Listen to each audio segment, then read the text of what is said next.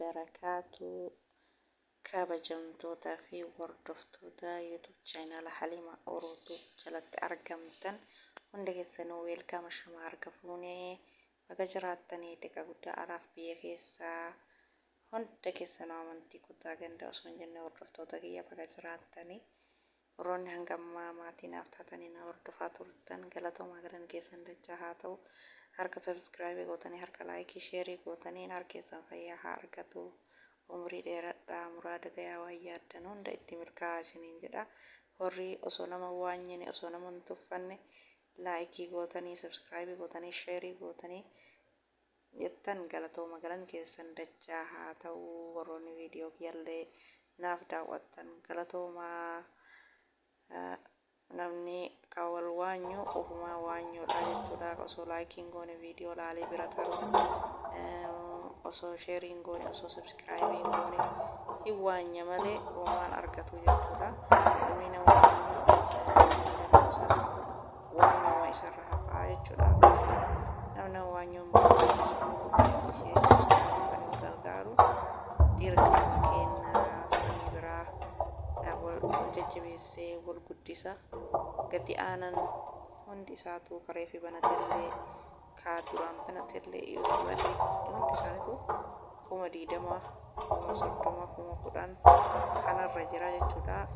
Kennaa wal tuffataa wal waanyaa waan akkasiisu barbaachisaa miti sirrii miti.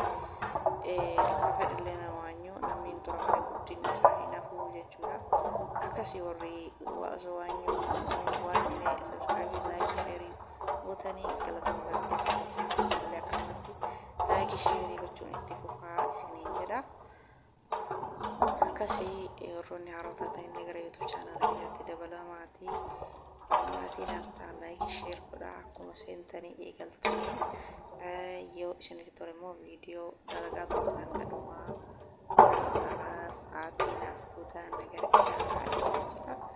Akkasii rabbi keeriyaa godhu yoo nuti waliin gargaarre nuti gargaaran itti hundi kenna viidiyoo tokko yoo laalle hojjetamu hanga xumuraa dhaqaasuu barbaachisaadha jechuudha. Akkasii rabbi keeriyaa godhu har'aa waa'ee faandishaa akkamitti hojjetanii yookaan faandishaa jedhama biyya keenya akkasuma afaan arabaatiin immoo fiishaa jedhama. Akkasii akkamitti hojjetama isaa asirratti argitan kana asirratti naan deemee jira jechuudha. Wanni nu barbaachisu haala salphaan hojjetama. Akkaataa itti hojjennu namni hin beekne hin jiru. Dirqama keenya jechuudha. Haala biyya ijoolleen haala illee kan biyya keessallee kan beekne hin jira jechuudha. Kan beekne hin dhabamu. Kanaaf namni hunduu ni beeka.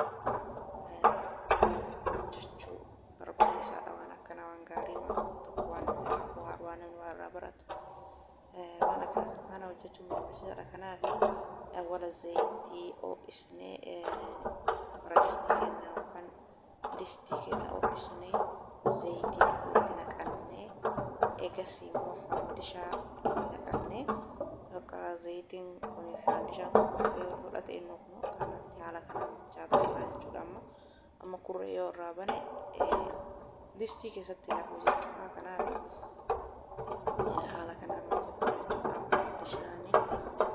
faandishaa keessatti ijoolleen ni jaalatti. Faandishaa kursii bunaatillee bareedaa akkasuma kursii shaayiitillee yeroo aksisii nyaatan faandishaan bareedaa jechuudha. Akkasuma halluu diimaa godhuu barbaanne immoo sukkaara itti goonaa jechuudha. Sukkaara distii biraatitti akka daa'imaa sanitti ibiddarra oofisne sukkaara sanitti yoo naqne sukkaara sun yoo ofisan xiqqoo tokko sukkaara tokko yoo ibiddarra oofisan akkuma daa'imaa kana ta'a jechuudha.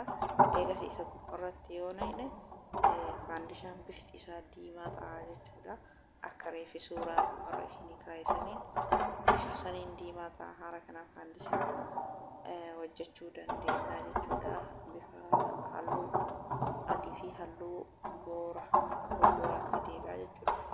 Yoo sukkaara sanitti naqne bifa adii kanarra halluu booratti jijjiirama jechuudha. Ani ofii namni amma jarri dalagaa bira jiru kun isaan akkanumatti soddaan jaalatanii ani sukkaara itti godhansa bifa booratu gosa jira jechuudha. Alfi yommuu sukkaara itti naqee akkasitti sukkaara itti naqee nyaata jechuudha. Akkasitti natti tola jechuudha. Namni hunduu fedhii mataa isaa qaba jechuudha. Akkasii ijoolleen akkuma kiyya sukkaara itti naqatan jaalatti. Warri gurguddaan immoo sukkaara hin fedhu jechuudha. Dhibee sukkaara hin qabaniif akkasii haala kanaan bilchaatee jira. Galmee warra alban immoo xiqqoo isii jalatti ni hafa. Bilchaatee jira jechuudha. Distii keessaa utaalaa jechuudha. Akkasii faandishaa haaluma salphaa kana hojjetee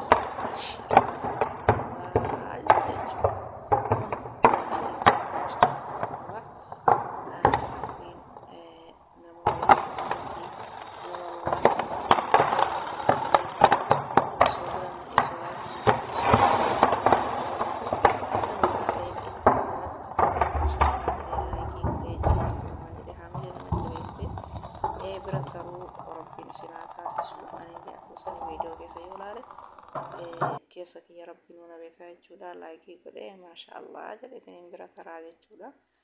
Akkasii kun haala kanaan amma saanatti naqannee jirra. Haala kanaan waan akkana kanatti qopheessine nyaachuu dandeenya. Kunoo haala halluu boora jechuudha. Yeroo sukkaarri itti naqame ijoollee waan akkana kanatti naqatanii nyaatu jaalatanii jechuudha. Akka nama suuqii bitatuutti jechuudha. Kobbee kun yookaan pilaastikiin kun kaartoon irraa hojjetama. Waan akkana kanatti naqanii amma kun amma suuqii deemanii bitanii riyaala 7 jechuu kunummaanuu jechuudha. Haala kana fakkaata. Assalaamu alaykum warahmatullaahi wabarakaatu. Hanga viidiyoo biraatti walitti deebinutti baay'ee nagaa naaf turaa. Haala kanaan faandishaa hojjannee faandishaan kana fakkaata. Hanga viidiyoo biraatti qabadhee walitti deebinutti nagaa naaf turaa. Baay'ee isiniin jedha hordoftoota kiyya.